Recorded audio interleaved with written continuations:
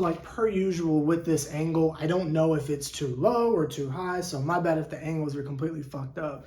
But in the process of moving, as I've said on multiple occasions, so, you know, kind of on the fly with the settings of these videos. I'm gonna do this video and then I'm gonna do the Nets Republic video back to back. So let me go get the profanity out of the way with this shit right here. It's troubling. To say the least, it is troubling. I don't know how else to word this. I don't know how else to go about this as far as coverage of this team, because we're starting to repeat ourselves and it's in a light to where it's negatively affecting the team. Now, if I was any other type of content creator, or if this was earlier on in my YouTube career, I would get on here and do the I told you so dance and said, I told you this shit wasn't gonna fucking work. But I am beyond that point. I've covered so many failed upstart teams in my YouTube career that it's like I run out of passion for it, because I feel like I'm saying the same shit over and over again. You know, if anyone has followed me on any of my channels on YouTube, you know, I covered the Carmelo Anthony Knicks basically the entire time. I covered the KD Kyrie Nets the entire time. Recently been on my Hawks kick, but I've been covering the Atlanta Dream for this is my third season now. And I've been through a lot of shit. I've endured a lot of shit. I've reported on a lot of shit, and I've documented a lot of things. But the main narrative from this year specifically with the Atlanta Dream is what's going on with the Aerie Chronicles and what's going on with Coach Wright.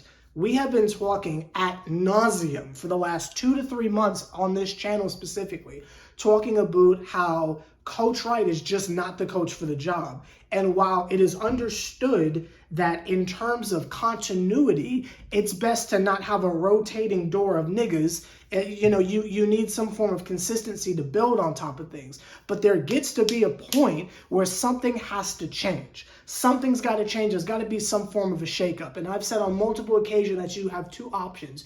You could either not get rid of Coach Wright, but like demote her to an assistant coach or some shit like that, so her presence is in the locker room still, and get in a real coach. Go get you a real coach who's going to draw plays and shit like that, because we keep losing the same way and choking back-to-back games to the fucking Storm and to the fucking Sparks is ridiculous. I mean, this shit's ridiculous. We're not even going to bring up the Mercury game. Like, this shit is fucking ridiculous.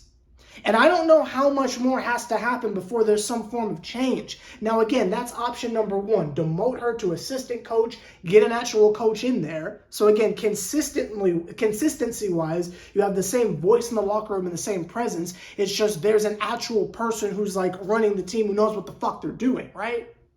Or get rid of Aerie and get someone else to have that true impact off of the bench. In my opinion, the real like crossroads moment last year was the addition of AD. You brought in AD and it was like the shot in the arm that the team needed to get the fuck back on track to be in playoff contention. You need some type of a move. You need some type of a shuffle. And I think an individual like Aerie, where it is a established canon fact that if that motherfucker plays, we don't win. Now, I'm not saying she has been ass as of recent, because she's been hitting her shot. I'll give her that. She's been contributing offensively. She still doesn't know how to get Ryan Howard involved in the game, and it's looking like doesn't know how to get Alicia Gray involved in the game either, which is concerning. All she knows how to do is feed the post and kick it out to, again, post players for long twos. But it's just not working. And I think if you were to, and I keep bringing this name up because why the fuck not? Two names, really. You know, you can't do Destiny Henderson because she's in Phoenix right now or whatever, but like, go get another guard. Go get Kennedy. Go get something. Go get another individual who can come off of the bench, have a serious impact in a positive way that can get niggas involved, plays a little defense, and can hit a shot. And in a league as competitive as the WNBA, I don't see how there is a lack of a pool of talent where you can't acquire something like that. It doesn't even have to be a trade. There's a nigga right now at LA Fitness giving niggas fits. Giving niggas fits that could be wonderful on this team.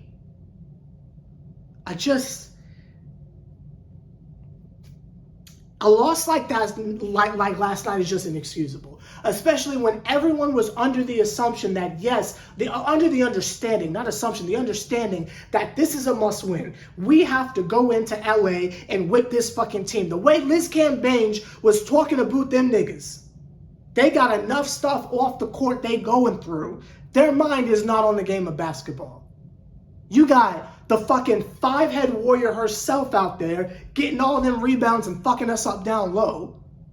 We're fucking patting Cheyenne Parker on the back for adding blocks and rim protections to her game. She's our fucking center.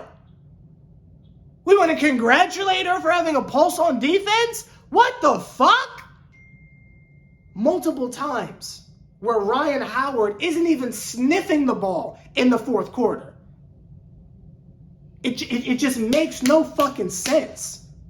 Alicia Gray getting froze the fuck out. And even if you want to go from the area and the mentality of niggas is just tired because of these bum-ass rotations and shit like that, you know, cool. But I would rather live and die by our literal star players than whatever bullshit we're trotting out there every night.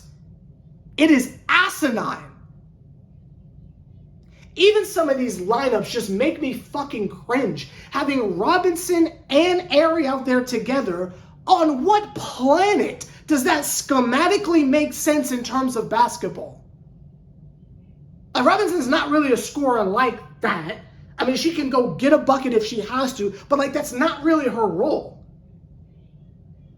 Arie just kind of stands in the corner if she doesn't have the ball. I don't know if you've ever watched her on offense, but she's like a fucking traffic cone. She just stands in the corner and just goes like this. And that's all so she's not really moving. So if the ball is coming towards her, it's not like she rotates over to the other side. The motherfucker is still just standing right here going like this, just ready to chuck up a shot. Like there's no off-ball movement whatsoever. If she doesn't have the ball in her hands, she's a fucking traffic cone.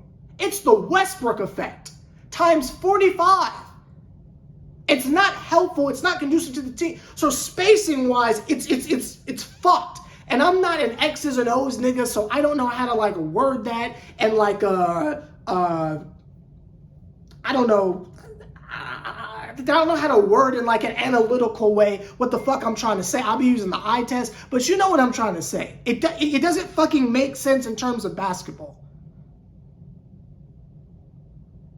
It's very, very concerning.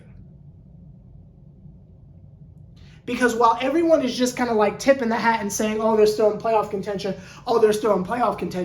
how many more losses like this do you think we can tack on before this is an issue? Because those are those were the easy games we were supposed to get on this road trip. We're finna play Vegas tonight.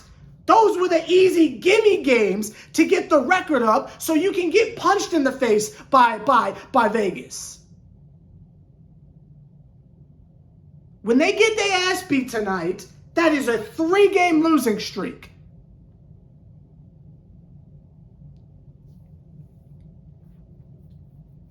Something's gotta fucking change. This team is too fucking talented on paper alone. And from what we've seen, because again, we're just coming off the heels of a fucking 9 or 7? Some crazy win streak. Now, I will say again, the only thing that has changed is we have added Arie. You can sit there and say, Sever, you wild, and why you hating on Arie, but I'm looking at, these niggas were unstoppable before Arie comes back, and now the motherfucker's back, and it's fucking win 1, lose 3. Win 1, lose 2.